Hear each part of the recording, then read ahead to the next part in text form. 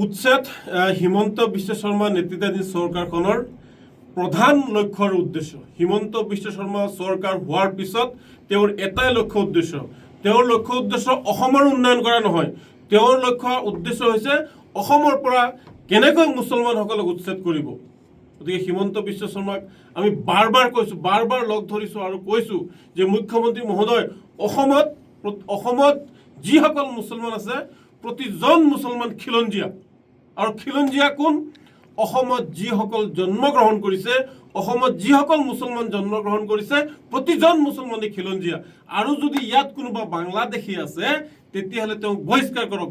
অসমৰ প্ৰতিজন মুছলমান, অসমৰ প্ৰতিটো দল সংগঠনে আপোনাক সহায় কৰিব।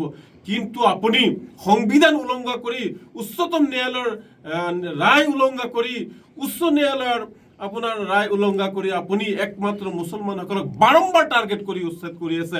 যোৱাকালি আপুনি যি গোৱালপাৰাত, লক্ষীপুৰত আপুনি যি উচ্ছেদ কৰিছে, আমাৰ অন্তৰ কঁপি গৈছে, আমাৰ কান্দি আছে বুকু। কাৰণ আপুনি মছজিদ আপুনি উচ্ছেদ কৰি দিছে, আপুনি ঈদগাহ উচ্ছেদ কৰি দিছে, আপুনি কবৰস্থান উচ্ছেদ কৰি দিছে। ইয়াতকৈ দুখৰ কথা আৰু কি আছে?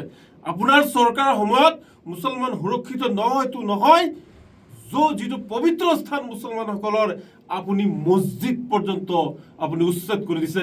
আপোনাক পাপে চুব, আপোনাক পাপে ধৰিব।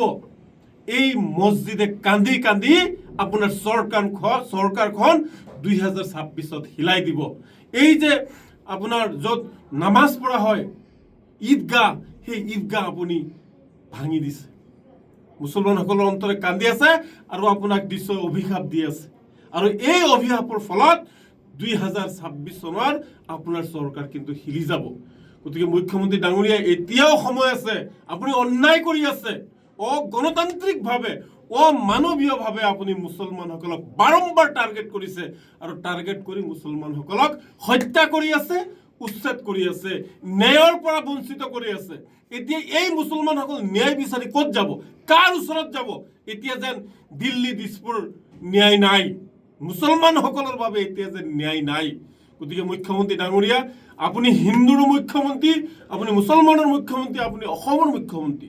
এটা জাতিক টাৰ্গেট কৰি বাৰম্বাৰ যি উচ্ছেদ কৰি আছে, যি হত্যা কৰি আছে, মুক্ত হত্যা কৰি আছে, এয়া বন্ধ কৰিবলৈ আপোনাক বিনম্ৰভাৱে অনুৰোধ জনাইছোঁ। আমাকো জীয়াই থাকিবলৈ দিয়ক, এই ধৰ্মীয় সংখ্যালঘু মিয়া মুছলমানসকলকো জীয়াই থাকিব দিয়ক।